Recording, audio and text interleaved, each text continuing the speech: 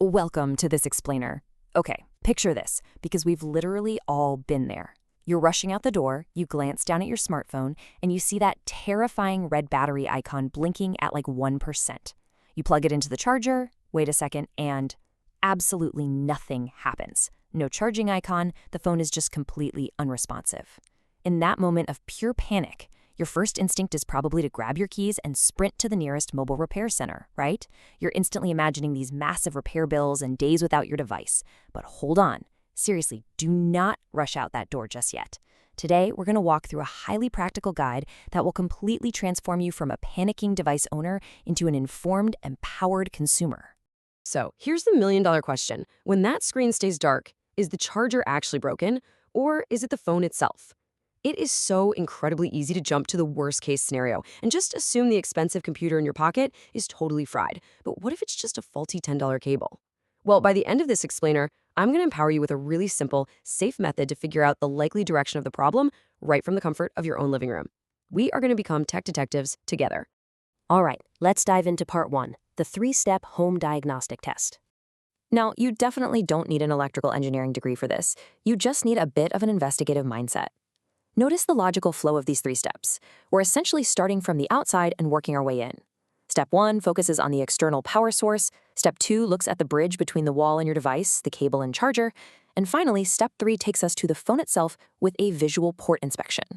This sequence is absolutely crucial because it systematically eliminates variables. Honestly, you'd be amazed at how many quote-unquote broken phones are actually just victims of a bad wall plug.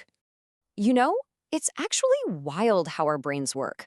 When our phone doesn't charge, we instantly blame the device. But step 1 requires us to test the environment. You've got to take your charger and plug it into a completely different power socket in your house. And here is the real key. It needs to be a known working socket. Like plug a lamp or a fan into that second socket first, just to absolutely verify that it's delivering electricity. If your phone suddenly springs to life and starts charging in the new socket, congratulations, you don't have a phone problem, you have a house electrical problem.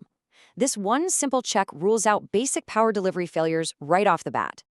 Okay, so if the wall socket isn't the issue, Step 2 requires putting aside your old, suspect charger and cable completely. Just set them aside. You need to swap in a known, working, fully compatible charger and cable. Maybe borrow one from a friend or a family member who has the exact same device and has confirmed that their charger works perfectly. By introducing a trusted, working charging setup, we are totally isolating the accessories.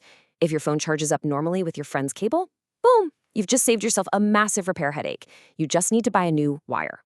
Now, if you've ruled out the socket and the charger, we arrive at Step 3, inspecting the phone's port. This requires a really close-up look. Often, the culprit is literally just pocket lint packed tightly into the bottom, preventing a solid connection. I know the urge to just pick at it is strong, but please pay close attention to these safety rules. We are just looking, diagnosing. If you see dust, you must only use safe cleaning methods. Never, and I mean absolutely never, under any circumstances, insert pins or metal objects into that port. Don't apply liquid, and definitely do not attempt any internal electrical repairs yourself. You could so easily cause a short circuit and destroy your phone completely. Safety first, always. Moving right along to part 2, understanding your diagnostic results. All right, so you've completed the 3 steps. You tested the socket, swapped the charger, and safely inspected the port. Now we get to the fun part, analyzing the outcomes to find our likely suspect.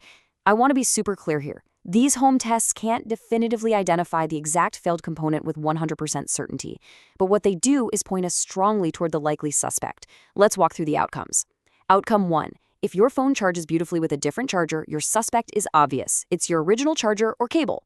Outcome 2, if the phone absolutely refuses to charge, even with a known working charger and a known working socket, well then the suspect moves to the phone itself, maybe its port or internal hardware. And outcome 3 is a total classic, intermittent charging. If it sometimes charges or only charges if you hold the cable at some weird specific angle, you're likely looking at a bad cable or a damaged port connection. See how clearly this maps out the direction of the problem? Which brings us to part 3, the smart consumer at the repair center. Now let's set the stage for the final challenge here. You've done your homework. You know the likely direction of the problem. If your diagnostics point to a hardware issue, it's time to visit the repair center. But this time, you aren't walking in blindly, full of anxiety. This completely changes the dynamic between you and the technician. When they look at your phone, do not let them just give you a vague claim. If they glance at it and go, oh yeah, the charging IC is bad, do not instantly approve that repair. Stop them and say, actually, I already tested it with a different working charger. What is the specific diagnosis for the failed component? And what is the exact repair estimate? By stating what you've already tested, you're showing them you're informed. You're politely demanding transparency and clear communication before any work even begins. And that brings us to the core philosophy for this entire explainer. It's a simple three-part mantra. First, test it safely at home. Then, demand to understand the diagnosis from the technician. And only then, get the repair. Remember, it is your mobile device. You have the absolute right to understand the problem, ask questions, and know the costs before you hand over your hard-earned money. So I'll leave you with this final thought. The next time your screen goes black and that little charging icon doesn't pop up, you don't need to panic. You have a structured, safe, step-by-step diagnostic process to rely on. You know how to identify the likely suspect, and you know exactly how to speak to a technician. So what do you think? Are you ready to take control of your next tech repair? I really hope this explainer has shown you just how empowered you can be. Thanks so much for joining me on this deep dive, and as always, stay curious.